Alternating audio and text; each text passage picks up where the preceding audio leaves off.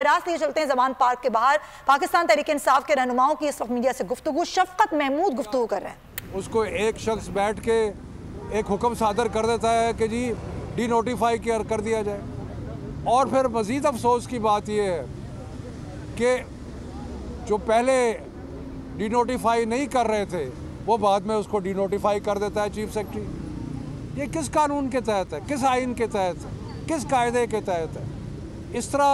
इस तरह तो बात नहीं चल सकती। हम कंटिन्यूसली शुरू से कानून और कायदे और कानून की हुक्मरानी की जदोजहद कर रहे हैं और इस किस्म के किसी ऑर्डर को कबूल नहीं करेंगे जो कि कानून के और आइन के ख़िलाफ़ हो। बिस्मिल्लाहिर्रहमानिर्रहीम। सबसे पहले तो मैं ये वाज़े करूं कि रात को जो वाक़या हुआ वो एक कू था जो पंजाब में पाकिस्तान तहरीक इंसाफ की मुंतखब हुकूमत के ऊपर किया गया। ये गैर जमहूरी गैर आइनी अमल जो किया, आप अंदाज़ा लगाएं कि अगर एक शिक भी बदलनी हो, एक नुक्ता भी बदलना हो आइन का, तो 2/3 अक्सरियत चाहिए असम्बली के, कौमी असम्बली के अराकीन की और सेनेट के अराकीन। और रात को एक बलीगुर रहमान नामी शख्स ने पूरा आइन ही तब्दील कर दिया, अकेले बैठे बैठे। किसके कहने पे किया ये, हम ये जानना चाहते हैं। नंबर 2, कल रात तक चीफ सेक्रेटरी जो अब्दुल्ला सुंबल, जो कि एक प्रोफेशनल आदमी है, एक ऑनेस्ट आदमी है, एक अच्छे अफसर हैं और एक शरीफ आदमी हैं, उन्होंने सीनियर लीडरशिप पाकिस्तान तहरीक इंसाफ के सामने, वज़ीर आला के सामने ये कहा कि ये गैर कानूनी है नोटिफिकेशन और वो नोटिफिकेशन को आगे नहीं करेंगे फॉरवर्ड। फिर उनके घर कौन गया, उनके दफ्तरों में कौन गया और किसके कहने पे और किसके प्रेशर पे उस बेचारे शरीफ आदमी से ये नोटिफिकेशन कराया गया?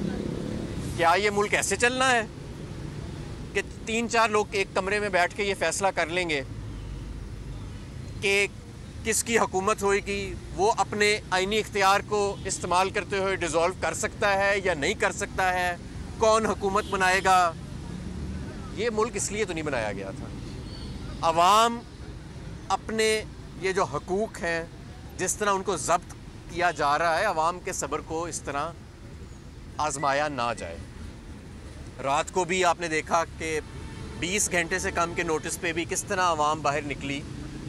ये अवाम कोई अपने इक़्तिदार के लिए तो नहीं निकल रही। अवाम को नज़र आ रहा है कि ये क्या खिलवाड़ किया जा रहा है और ये क्या इदारों का हमने एक मजाक ही बना दिया है हमने, कि सिर्फ इमरान खान के खौफ से कि इमरान खान आ जाएगा तो पता नहीं क्या हो जाएगा। इमरान खान का खौफ इतना तारी हो चुका है इनके आसाब पे कि तमाम आइन, तमाम कानून, तमाम जमहूरी इक़्तिदार की धज्जियाँ उड़ा दी गई हैं और जब दिल करता है जिस मर्जी इदारे को अंडरमाइन कर देते हैं। पाकिस्तान तहरीक इंसाफ की आज भी हुकूमत कायम है पंजाब में और ये सारा कुछ जो हुआ ये एक कू था, एक कू किया गया रात को पंजाब के अंदर आइनी और जमहूरी हुकूमत के ऊपर और उसको उसका आइनी इख्तियार इस्तेमाल करने से रोका गया।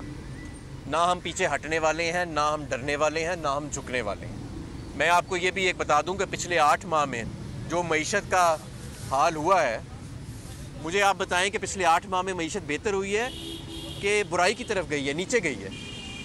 और ये जो अब एक खेल शुरू हुआ है इमरान खान के खौफ से कि किसी तरह वोट से जान बचाई जाए क्योंकि इमरान खान इलेक्शन जीत जाएगा, इससे सियासी अदम इस्तेकाम बढ़ेगा या कम होगा? बढ़ेगा।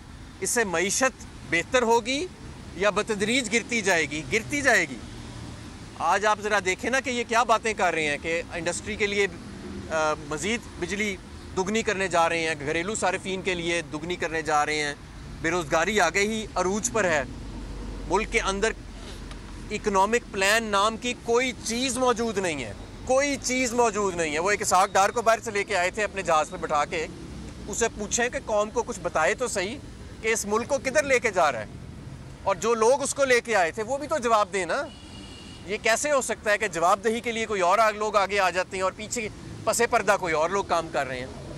तो हम बहरहाल अभी खान साहब की मशावरत अंदर जारी है और ये फ़िलहाल फ़ैसला हुआ है कि अपने जमहूरी आइनी हक़ के लिए हम इंशाअल्लाह ताला पीछे नहीं हटने वाले।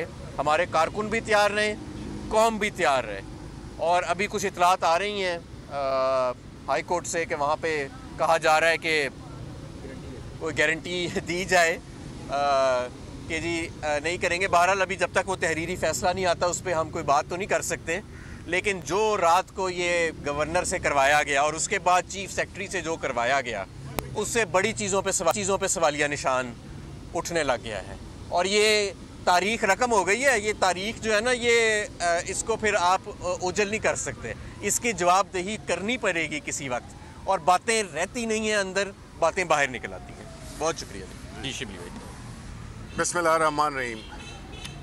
देखिए, जिस तरह हम पिछले 7-8 माह से हम देख रहे हैं कि इस मुल्क को जिस तरह से एक सियासी अदम इस्तेहकाम का शिकार किया जा रहा है, वो मुल्क के लिए इंतहाई ख़तरनाक है, जिसकी वजह से न सिर्फ एक सियासी अदम इस्तेहकाम पैदा हुआ है, उसके अलावा जो मुल्क में जिसने के जन्म दिया है मुआशी क्राइसिस को, आज पाकिस्तान के अवाम ये देख रहे हैं कि किस तरह से एक जमहूरी हुकूमत, एक ऐसी हुकूमत जो कि ज़बरदस्त काम कर रही थी, मुआशी अशारिये हमारे सब बेहतरीन थे, एक मुल्क में एक आइन और कानून की हुक्मरानी थी, लेकिन पिछले 8 माह से हम ये देख रहे हैं कि एक नया रोज़, हर रोज़ एक नया तमाशा लगाया जाता है, जिसकी कि लेटेस्ट मिसाल पंजाब हुकूमत।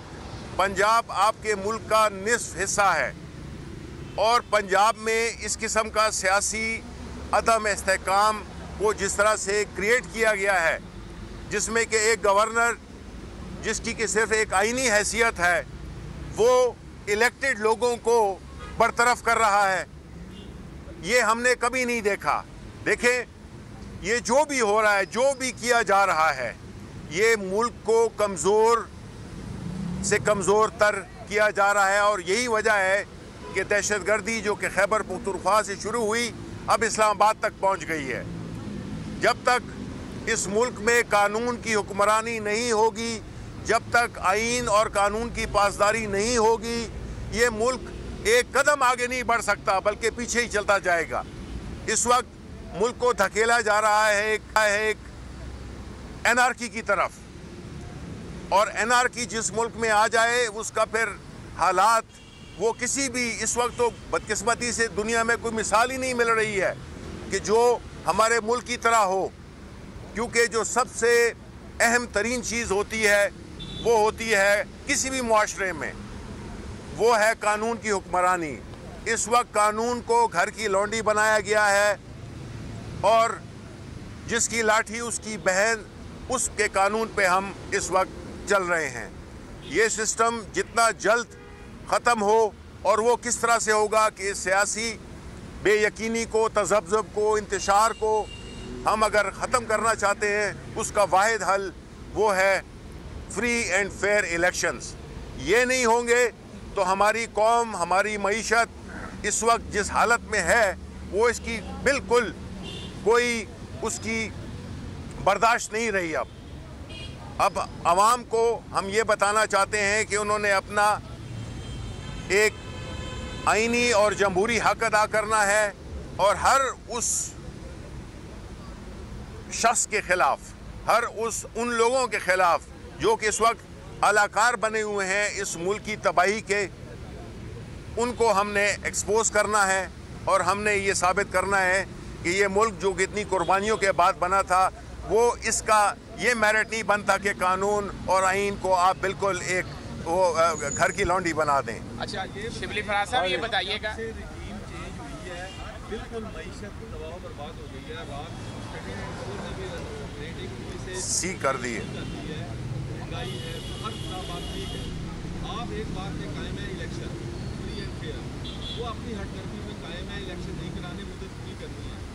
इससे नुकसान तो आवाम का हो रहा है। बिल्कुल। कोई दरमियाना रास्ता, कोई लचक हो सकती है कि मुज़ाकरात हो, कोई दरमियानी रास्ता निकल आए? देखिए, इसमें कोई शक नहीं है कि मुज़ाकरात तो होते भी रहे हैं, ये बैकडोर के चैनल के ज़रिए हों या डायरेक्ट हों, ये होते रहे हैं। लेकिन जब एक टोले ने ये तय कर लिया है कि उन्होंने इस वक्त, चूँकि उन्होंने इलेक्शन बुरी तरह से हार जाना है, और उन्होंने अपने केसेस माफ़ करवाने हैं, तो जाहिर है कि उनको तो नज़र यही आ रहा है कि जिस तरह आपने 36 इलेक्शंस हुए हैं उसमें से 29 PTI ने जीते हैं, तो वो तो नहीं चाहते हैं कि ये आ जाएं दोबारा और इनके केसेस दोबारा खुल जाएं। तो ये इस वक्त ज़ाती मफादात का, एक ख़ास टोले के मफादात का और पाकिस्तान के अवाम के दरमियान जो उनके मफादात जिसको कि इमरान खान लीड कर रहे हैं, ये उसका मुकाबला है।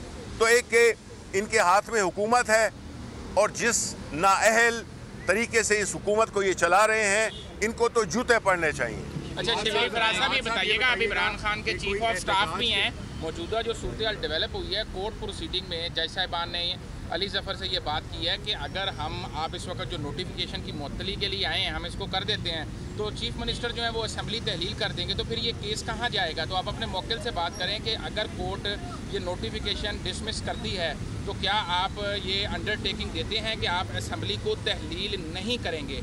तो देखें ये बात तो बिल्कुल कानून और आइन के मुताबिक जो भी हमारी असेंबली के रूल्स हैं, जिस तरह के इस एक तरीक़ाकार मुरवजा तरीक़ाकार है और जो स्पीकर साहब बात करेंगे वो उनकी रूलिंग वो अहम है।